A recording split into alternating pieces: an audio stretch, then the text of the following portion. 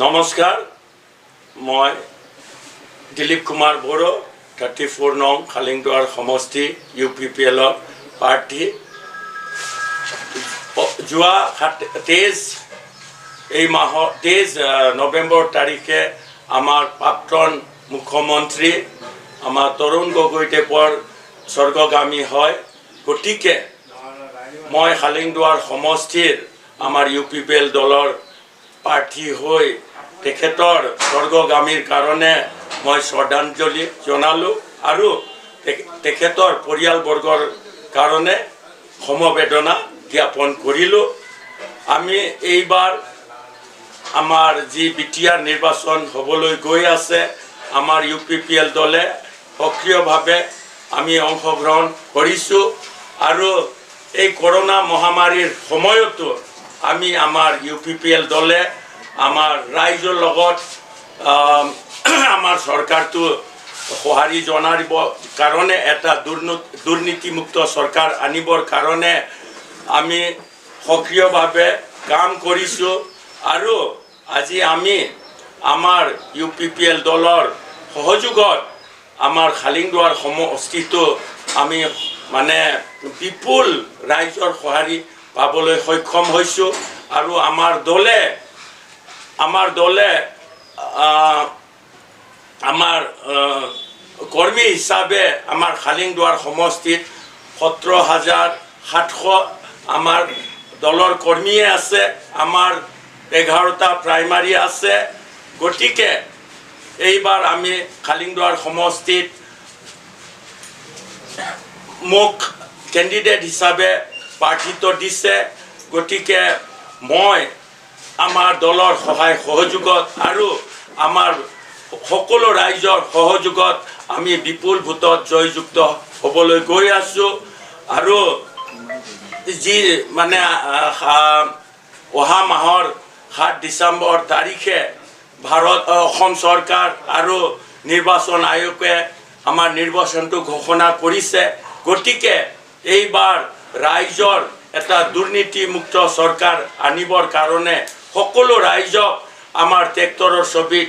Vote দি জয়যুক্ত কৰিবলৈ সকলো বিটিআৰবাসী ৰাইজক আহ্বান জনালোঁ। ধন্যবাদ। আপোনালোকৰ খালিংদুৱাৰ সমষ্টিত আপোনাৰ সমষ্টিত বৰ্তমানলৈ 17,000 আপোনাৰ কৰ্মকৰ্তা আছে বুলি আপুনি ইতিমধ্যে কৈছে।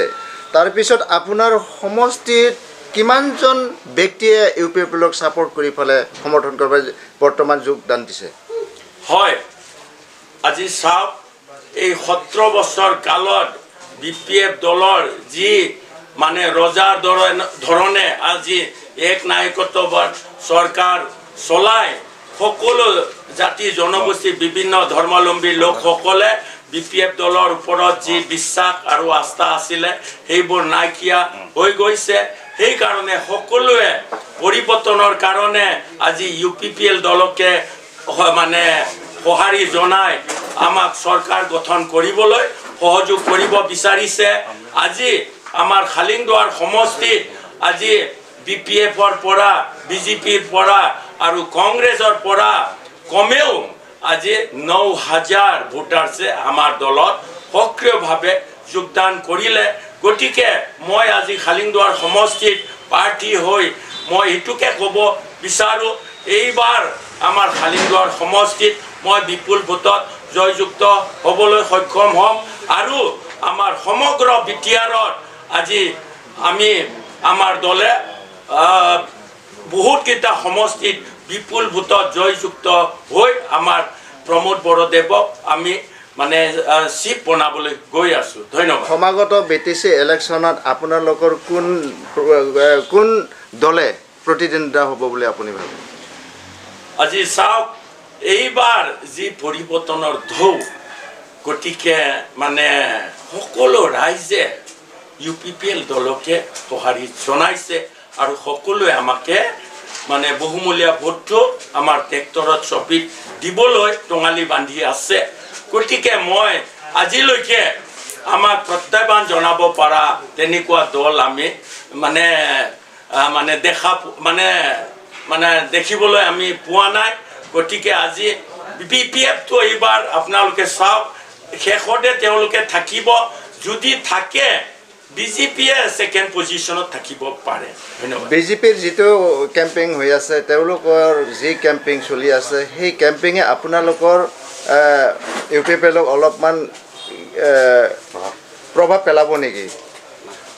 চাওক এটা কথা আমাৰ ইউ পি পি এল দল এটা বিটিআৰৰ আঞ্চলিক দল গতিকে আমাৰ এই বিটিআৰত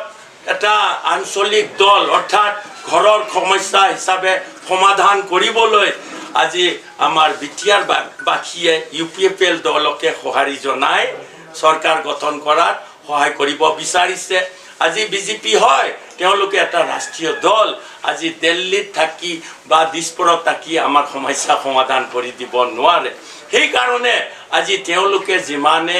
কেম্পিং নকৰক তেওঁলোকৰ যিখিনি ভোটাৰ্ছ আছে তেওঁলোকে পাবলৈ সক্ষম হ'ব কিন্তু প্ৰায়বোৰ ভোটাৰ্ছে আজি বিশেষকৈ বি পি এফৰ পৰা কিন্তু আমাৰ দলতে আজি সকলোৱে যোগদান কৰিলে গতিকে আজি আমি বেয়া পোৱা নাই বিজেপি দলক তেওঁলোকেও তেওঁলোকৰ মতে প্ৰচাৰ অভিযান চলাই যাওক কিন্তু এই আমাৰ বিটিআৰত আঞ্চলিক দলৰ অবিহনে চৰকাৰ গঠন কৰিব নোৱাৰে প্ৰমোদ বড়োদেৱ এইবাৰ বিটিআৰৰ চিফ হ'বই আৰু আমাৰ চৰকাৰ এটা সক্ৰিয় চৰকাৰ আমি ৰাইজক দিবলৈ সক্ষম হ'ম ধন্যবাদ সদৌ আপুনি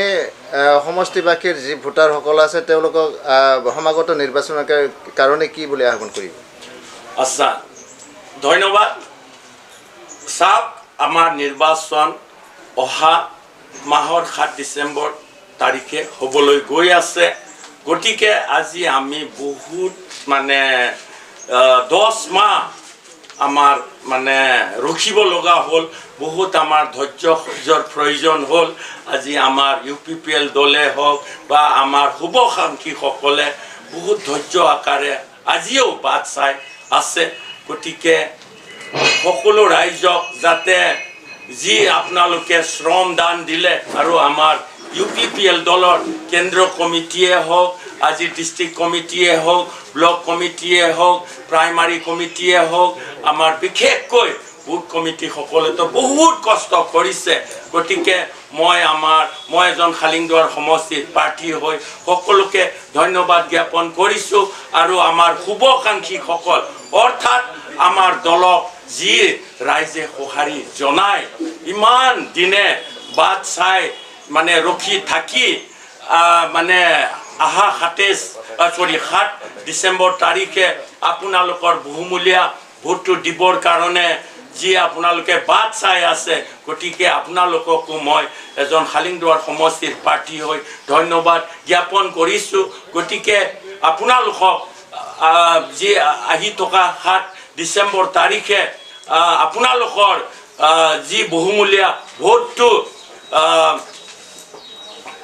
আহি থকা নিৰ্বাচনত যাতে সকলোৱে মানে শান্তিভাৱে আপোনালোকে যাতে ভোটদান কৰক আৰু আমি ইউ পি পি এল দলৰ পৰা আপোনালোকক সেইটোকে আশ্বাস মই দিব বিচাৰিছোঁ এইবাৰ ৰাইজৰ এটা দুৰ্নীতি মুক্ত চৰকাৰ আমি দিবলৈ গৈ আছোঁ গতিকে যাতে মানে আপোনালোকে যাতে সহযোগ কৰক আৰু মানে আমাৰ ডিচেম্বৰ মাহতে আমাৰ যিবোৰ মানে শপতনামা বা আমাৰ চৰকাৰৰ যি কাৰ্যসূচী আমি ল'বলৈ সক্ষম হ'ম গতিকে সকলো বিটিআৰবাসী ৰাইজক আমাৰ ইউ পি পি এল দলৰ পৰা যাতে আপোনালোকে সকলো সহায় সহযোগ কৰে তাৰ বাবে আহ্বান জনাই মোৰ চমু যি বক্তব্য ইমানতে সামৰিছোঁ ধন্যবাদ